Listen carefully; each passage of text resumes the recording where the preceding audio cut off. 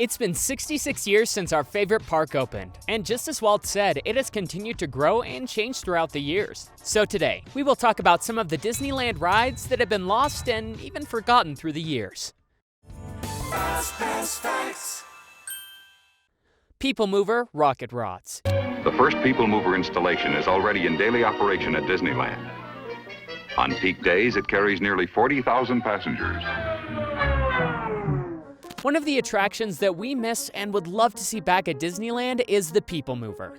Disney introduced the Peoplemover in 1967, and it gave guests a scenic 16-minute tour around all Tomorrowland, starting at Tomorrowland's entrance, going into the adventure through Inner Space Building, past the shoppers in the character shop, then going in and out of the Carousel Theater near the Submarine Lagoon, through the waiting area of the Cinerama Theater, and, as of the late 70s, inside of Space Mountain. The original Peoplemover was replaced in 1995 by rocket rods. Imagineers took the Peoplemover and tried to change it into a new thrill ride that promised to complete the course that took the Peoplemover 16 minutes in 3 minutes. But the ride didn't work correctly because there was not enough budget to change the tracks, and they were not made for the high speed and energy that the rocket rods needed. As a result, the attraction broke down constantly, so it was often closed for refurbishments. Then on September 25, 2000, rocket rods closed, never to be opened again. The Peoplemover tracks remain abandoned as a constant reminder of the attraction's existence at the park, and we really hope it can come back one day. Mickey Mouse Club Circus. Just after Disneyland opened in 1955, Walt wanted to have a circus inside the park. He always loved the circus and thought it was a great idea to have a circus tied into the new Mickey Mouse Club television show. So the Mickey Mouse Club Circus was created.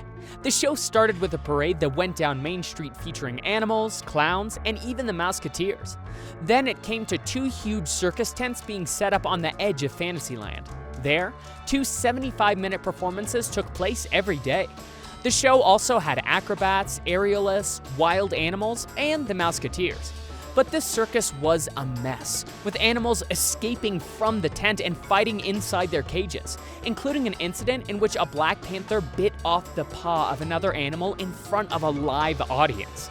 In addition, performers misbehaved between shows where they would gamble, drink, walk around in various states of undress, and curse strongly, and often even with the young Mouseketeers nearby. And then there was also little interest from guests. People went to see Disneyland, not a circus. The circus stayed as long as it did because Walt really wanted it there.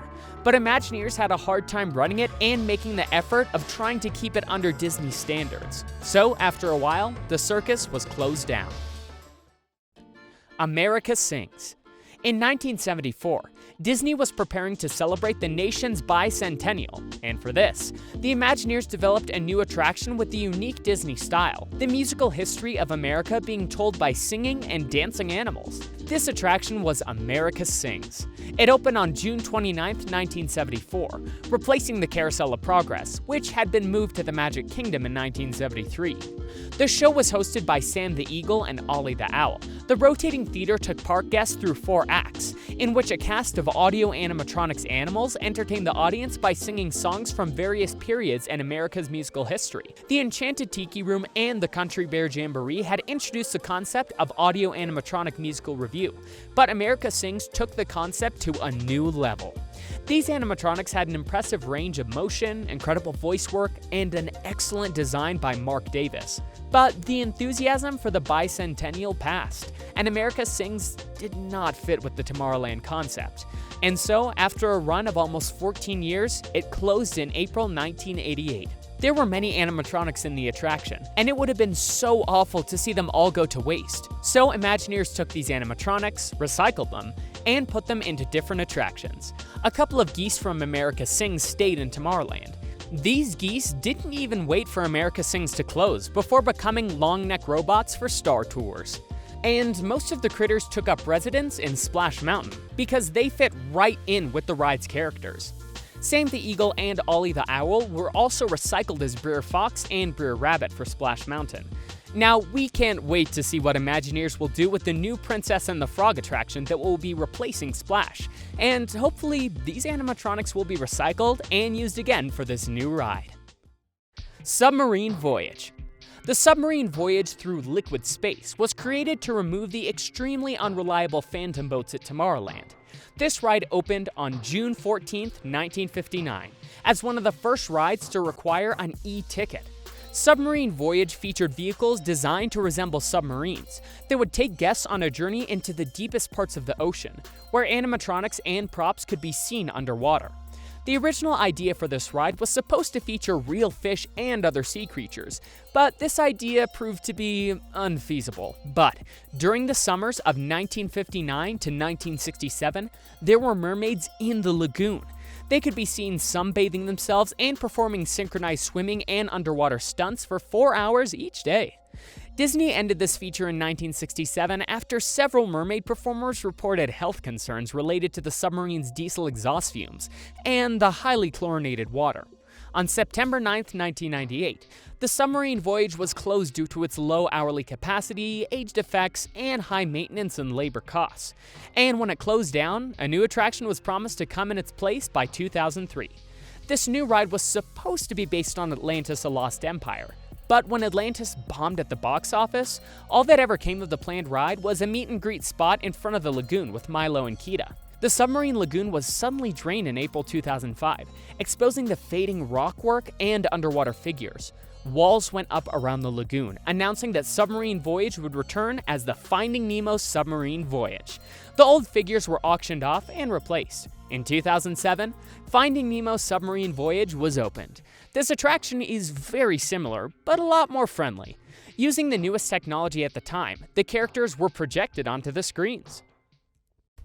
Mine Train through Nature's Wonderland. Formerly known as Rainbow Caverns Mine Train from 1956 to 1959, Mine Train through Nature's Wonderland opened on May 28, 1960. This attraction featured a train that took guests through Bear Country, Beaver Valley, the Living Desert, and Rainbow Caverns, where you could see mighty waterfalls cascading off Cascade Peak, beavers building a dam, brown bears swimming and resting, cacti resembling humans, balancing rocks, the Devil's Paint Pots, which were bubbling pots of mud in all kinds of colors, geysers shooting water high into the desert air, and the famous colorful glowing waterfalls inside Rainbow Caverns. This train ride's loading platform was in the western mining town of Rainbow Ridge, and we could see many animals in the natural habitats like beavers slapping their tails and diving in the water, black bears diving for fish in a mountain stream, deer having fun on a hilltop, boars sniffing the air, coyotes, owls, crows, and mountain lions. In all, there were 204 animals in their natural habitat in this attraction. This attraction was terrific, but sadly, due to the growing popularity of thrill rides, Nature's Wonderland was closed to build a new great attraction, Big Thunder Mountain Railroad, which opened in 1979. Big Thunder Mountain Railroad reused many things from Mine Train through Nature's Wonderland, like the Rainbow Ridge town as a loading area, a tribute to the Rainbow Caverns, and of course, having a runaway train as a ride vehicle. But that's not all. After the ride was closed, many elements of it remained throughout Frontierland. You can see the tunnel and fish from Bear Country while you walk along Big Thunder Trail. Then you can find the tunnel that leads the train to Cascade Peak, all boarded up with tracks leading up to it. And if you board the Mark Twain riverboat, you get to see a lot of things left from this attraction. The abandoned track can still be seen, with a large boulder sitting on it. You can also see the tunnel the railroad passed through on its way to Bear Country from the back. You can also see what's left of Cascade Peak, which was removed in 1998 due to instability. And up to 2010, guests could see an old engine and 2 carts that used to be part of the attraction. But in 2010, Disney Imagineers decided to remove the engine and cars and place the boulders we can see now. This attraction was groundbreaking at the time, and it is so great to see so many remains of it today. Country Bear Jamboree. Country Bear Jamboree was an opening day attraction at Magic Kingdom, and it became so popular that it was replicated at Disneyland a year later in 1972. It was actually the first Disney World attraction to be replicated at Disneyland. Disneyland even created a new area of the park inspired by the bears, called Bear Country. The attraction is a stage show with about 20 audio animatronics, and most of these characters are bears who perform country music. The idea for this attraction actually dates back to the 1960s, when Walt Disney was planning planning to build a ski resort in the Mineral King Valley. In addition to the standard skiing activities, Walt wanted his ski resort to include some entertainment for the guests. One idea that came up was a musical variety show put on by the local wildlife. This project was led by Mark Davis, and he began coming up with many bear musical groups. The project and attraction continued being developed after Walt's death, but environmental concerns blocked it, and the resort, along with the attraction, was shelved. But of course, it came back. When the plans for Walt Disney World were being made, the project was revived, and it became the Country Bear Jamboree that we know today. When the attraction was recreated at Disneyland, Imagineers thought that it would be as popular here as it was at the Magic Kingdom, and they even added an extra theater so that the attraction could have extra capacity. But this was not the case. Disney tried everything they could to make it relevant. It was the first attraction to have a holiday overlay in hopes that people would visit it more often if it changes during the holidays, and they even created the Country Bear Vacation Hoedown overlay. But still, the attraction was almost always empty. So Disney decided to close it and make way for a more popular character, Winnie the Pooh. So the attraction closed forever in 2001, to be replaced by the many adventures of Winnie the Pooh. Rocket to the Moon, Flight to the Moon, Mission to Mars. Rocket to the Moon opened at Disneyland in 1955 as a simulated trip to the moon. In this attraction, guests were seated around a circular screen on the floor in the center of the theater, with a circular screen directly above it on the ceiling. The bottom screen showed where guests had been, while the top screen showed guests their destination, the moon. Still, the Moonliner had looked futuristic in 1955, but by the late 1950s, it already looked like a relic of the past. So, Rocket to the Moon closed permanently, along with the Moonliner, on September 5th, 1966. The show building was demolished. Then in 1967, with the Apollo program underway, astronauts traveling to the moon was likely to happen soon. So the attraction received a name change to Flight to the Moon when the new Tomorrowland opened that same year. On July 20th, 1969, Neil Armstrong set foot on the moon as part of Apollo 11. The attraction started to show its age, and 6 years later, Flight to the Moon closed. In 1975, Disneyland's Flight to the Moon was replaced by Mission to Mars. Mission to Mars was very similar to Flight to the Moon. In fact, many people think that it was the same attraction. There were some changes, of course. It was an updated show using the same show building and audio animatronics cast. Mission to Mars was closed in 1992 to make way for the new Tomorrowland project that Michael Eisner had planned.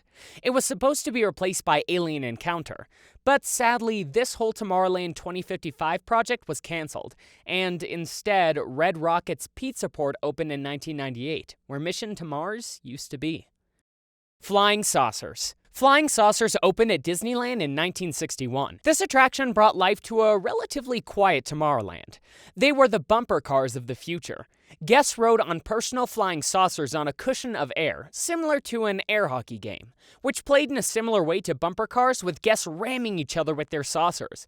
As the ride began, the saucers would be subject to a high volume of low-pressure air directed underneath the saucers, using a grid of circular valves from a plenum chamber below the field on which they operated. As the saucers moved about the field, the valves would open and close in response to their proximity. As guests shifted their weight in any direction by leaning, saucer movement would respond using an air jet derived from the increased pressure in the saucer's plenum. The problem with this ride is that it showed more ambition than practicality. In reality, the ride had many issues. There were many problems with the jets that shut down the attraction for long periods of time. There were issues with guests' body weight because small guests couldn't move their saucers, and larger guests couldn't even get off the ground.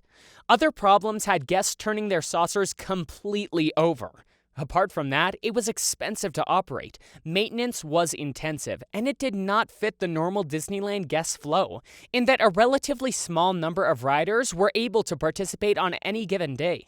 So the Flying Saucers did not survive the transition to New Tomorrowland. When New Tomorrowland opened in 1967, the space that this ride occupied was turned into the Tomorrowland State. Disney tried to bring back the concept shortly at Cars Land with Luigi's Flying Tires in 2012, but it closed in 2015 to make way for the fantastic Luigi's Rollickin' Roadsters, which opened in March 2016. Which of these attractions would you like to have experienced? And which ones would you like to see back? Let us know in the comments. This is part 1 of these Disneyland series, where we'll talk about lost Disneyland attractions. Tell us in the comments which attractions do you want us to cover.